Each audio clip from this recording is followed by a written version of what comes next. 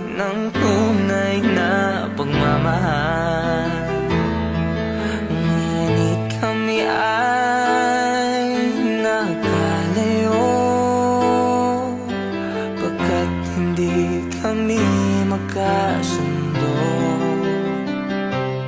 Heto ka, bago magmamahal,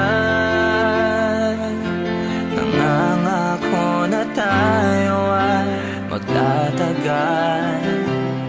Ano ba ang dapat kong gawin? Sana ay pagbigyan ang aking hiling. Huwag ka lang mawawala kapag nariyan ka, ako'y sumisigla.